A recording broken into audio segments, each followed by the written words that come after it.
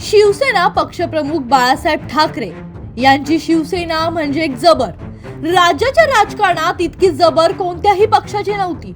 हा लौकिक इतिहास जमा झाला असून आजवरच्या वाटचालीत शिवसेना 4 वेळा फुटली आणि अवघ्या 2 वर्षात 2 वेळा शिवसेना फोडण्याचा विक्रम उपमुख्यमंत्री एकनाथ शिंदे यांनी नोंदवला. मराठी अस्मितेच्या मुद्द्यावर शिवसेना प्रमुख बाळासाहेब ठाकरे यांनी 1966 मध्ये स्थापन केलेल्या शिवसेनेने गेल्या 6 दशकात अनेक राजकीय चढउतार अनुभवले. छगन भुजबळ, नारायण राणे, राज ठाकरे आणि 2022 मधील एकनाथ शिंदे यांच्या बंडानंतर आता पुन्हा एकदा ठाकरे गटात मोठ्या फुटीची चर्चा आहे. महाराष्ट्राच्या राजकारणात सध्या सर्वाधिक चर्चेचा विषय ठरलाय तो म्हणजे उद्धव ठाकरे यांच्या नेतृत्वाखालील शिवसेनेतील कथित बंड.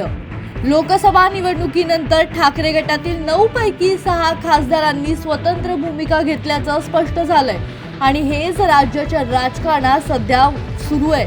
संजय दिना पाटील, संजय देशमुख, संजय जाधव, ओमराजे निंबाळकर, भाऊसाहेब वाकचौरे आणि नागेश पाटील आष्टीकर या खासदारांनी स्वतंत्र गट स्थापन करण्यासाठी लोकसभा अध्यक्षांकडे पत्र दिल्याची माहिती आहे. या घडामोडींमुळे यांचा पुढील प्रवास एकनाथ शिंदे यांच्या शिवसेनेकडे होणार असल्याच्या चर्चांना देखील उधाण आलंय.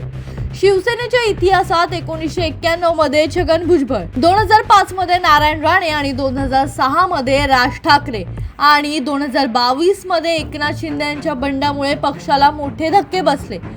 2022च्या बंडानंतर पक्षाचे नाव आणि धनुष्यबाण चिन्ह एकनाथ शिंदे गटाला गेलं.